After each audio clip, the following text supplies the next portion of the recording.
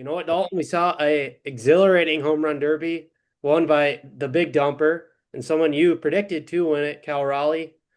And he almost didn't make it out of the first round. He was about an inch short of not advancing out of the first round. Yeah, I have my own opinion on MLB. That was the dumbest ruling, even though, he was my pick to win it. Single dumbest ruling in MLB home run derby history. It was a great home run derby, don't get me wrong. And, I'm glad he was able to put on a show, but all of a sudden coming out with, oh yeah, he hit it 1 foot further than, or 1 inch further than, you can't tell that. I think everybody wanted a swing off. Yeah, I mean that would have been cool. I even think like a coin toss would have been electric. Right. Or Like have him go up there and do rock, paper, scissors. I don't care. yeah, do something better than that. And like they ended up doing it where it's like they just kept revealing more decimal points that they had. Eventually they were up to like 10 decimal points in a foot and like yeah, no, that's way too many. Like you can like they just like we see how precise we are tracking this. Like he totally hit it farther and like everybody loves the big dumper and like nah, I think it like something like we could all see would have been sick. Like whether it be the swing off, rock paper scissors or whatever. It's a fun event. Like let it be fun and like fortunately he won, so everybody gets to talk about it now. Right. It also very interesting that his brother was the catcher and his dad was throwing to him. Yeah, it was a whole family affair. Cal even hit from both sides of the plate. He only did that for half the first round, so I don't know if he just liked the ballpark better from when he was hitting on the left side, or Right.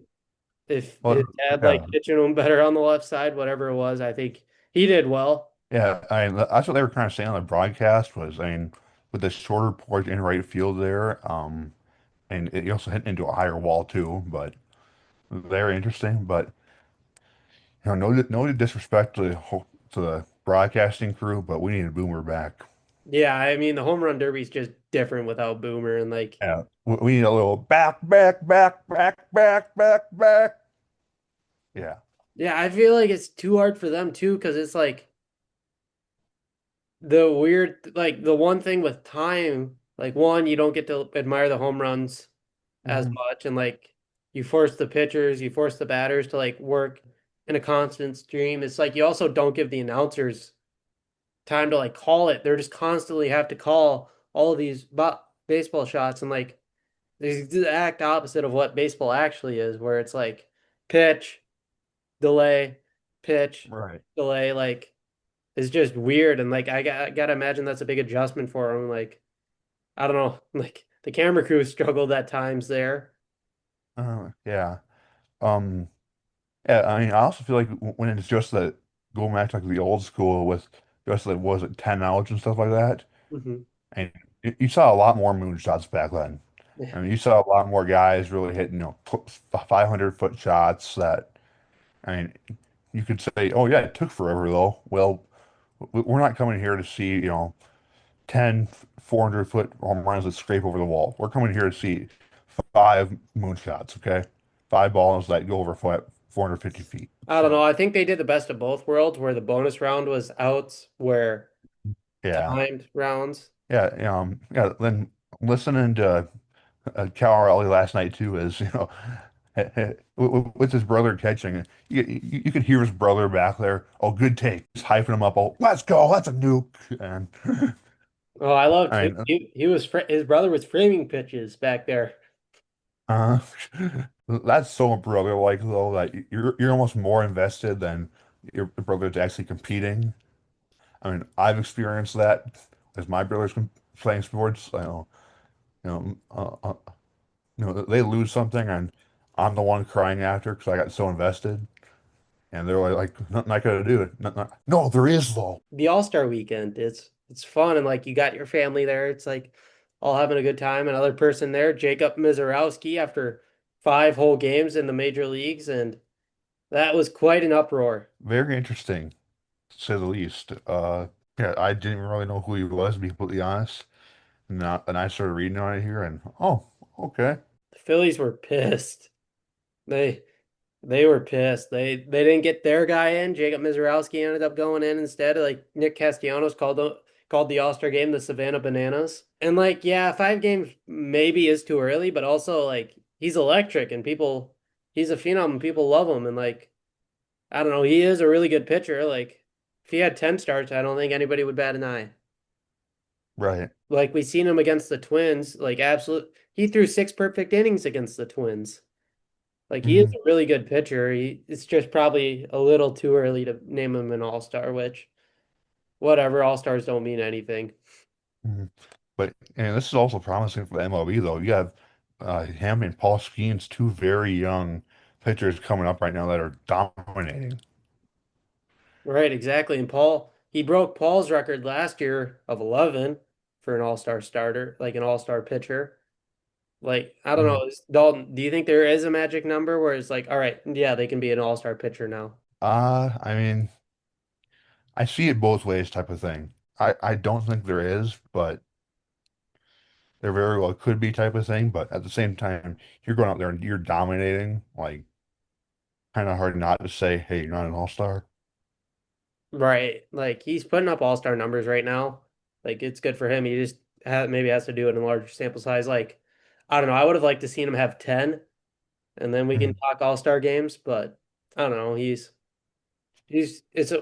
gonna maybe pitch an inning, like in a fun game that has no implications. Like it's all fun. Like the Phillies paid their guy their bonus anyway, so no harm, no foul. Right.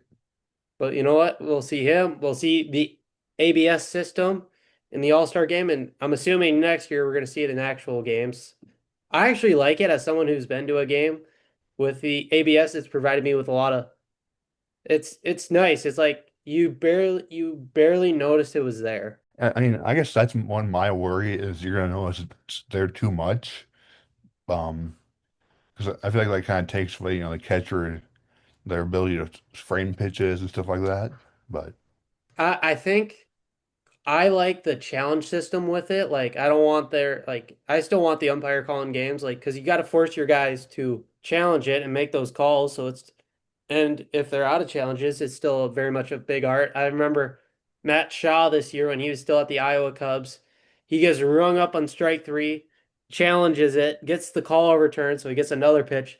Next pitch, in the zone again, challenges it again, actually is rung up. So I got to see a guy take 2 strike threes in the same at bat. Like he was pissed after that second challenge. But he's at Chicago now. It's one of the benefits of minor league baseball. It's just you get to see fun stuff like that. yeah, and yeah, I'm sure it's something that you probably enjoy it down living down in Des Moines is getting to go to those Iowa Cubs games and seeing other top prospects and something that I haven't really experienced. So Well, you could tell Rob Manfred wants to get this in the game, and I think it's good to get that in the game because it's if we can track to the tenth of a foot to not the tenth of the foot to like 10 decimals of the foot of where a home run ball went, I think we could track the strike zone a little bit and like let's get the calls right. We don't need umpires ruining games. And like I could see umpires wanting it too because they don't need people going after them. Like there's still the gamesmanship of it because like mhm. you don't want to mess up the challenges for your teammates either. So I feel like it's the best of both worlds with that challenge system. Like we don't need like egregious strike calls either. So I think it's the best of both worlds.